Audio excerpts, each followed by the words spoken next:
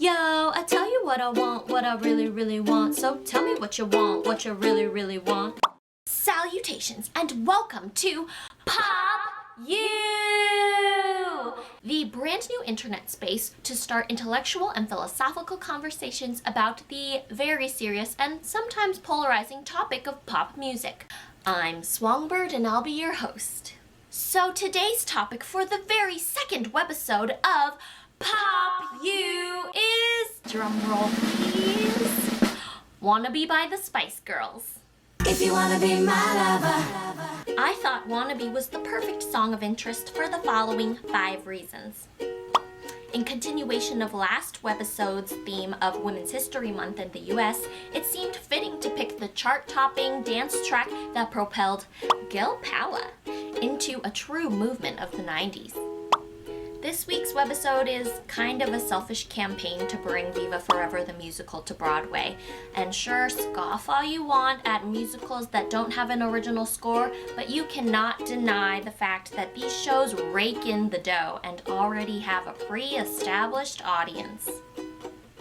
Even Adele, queen of ugly cry-inducing soul music, recently told Billboard that Wannabe is her favorite Hot 100 hit of all time. And the new heartthrob of the most recent dystopian trilogy Divergent used to perform covers of Wannabe with his garage band. And as the cherry on top, you know that Emma, Mel B, Jerry, Mel C, and the entire Beckham family are showing up to that Broadway premiere. So, Viva Forever, I'm ready for ya. Given that Sporty Spice just made an appearance in Little Mix's music video for the apropos UK charity Sport Relief, clearly, Mel C is still kicking ass. Again, who doesn't know the words to this song? To reiterate my point from last webisode, you obviously don't go to as much karaoke as I do. You should try it if you haven't. It's really fun. I honestly think that Wannabe represents a powerful voice for Gen X and millennial women, promoting assertiveness and respect amongst our gender.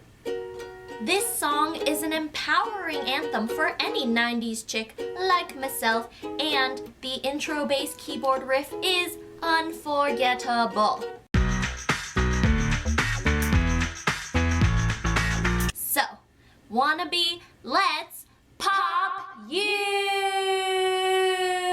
On the surface, this is just another dime a dozen girl band record by 5 ladies wearing crop tops and miniskirts who seem to make up words more often than J.K. Rowling, but there's a really positive message of independence here. The entire lyrical structure of Wannabe is based on what a woman wants. What she really, really wants. And encourages women to stand up for their right to want and to express those desires aloud, demanding to be heard. Bravo, Les Filles de Spice. Let's take the chorus, plain and simple. If you wanna be my lover, you gotta get with my friends.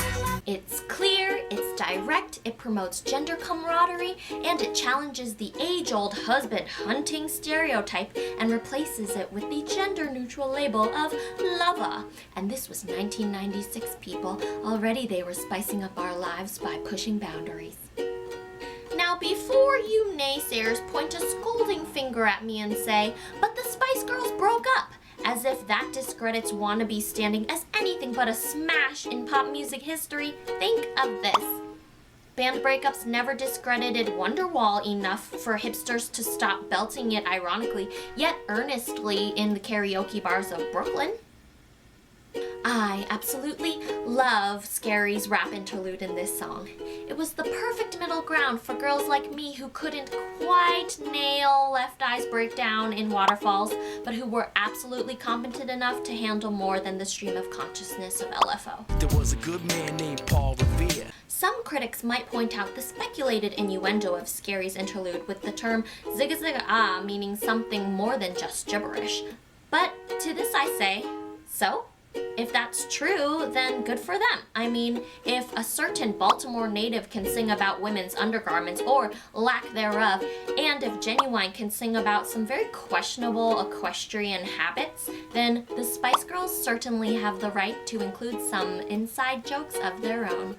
If this this Generation X jargon is in fact just nonsense, then the Spice Girls certainly weren't the first, and they won't be the last musical entity to make up their own terminology.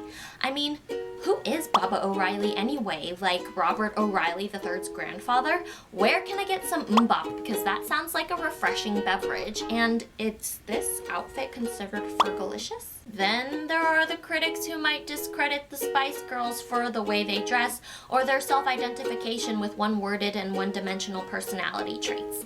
And to this I say, have you ever seen the movie Spice World? Not just the trailer or the scene with the assless chaps, but the film in its entirety.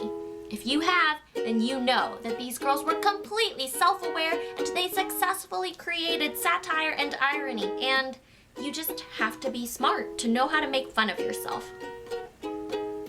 So the last point that I'll make about today's song is that it is a motivating dance track that has the power to drag my ass out of bed in the morning to conquer another day.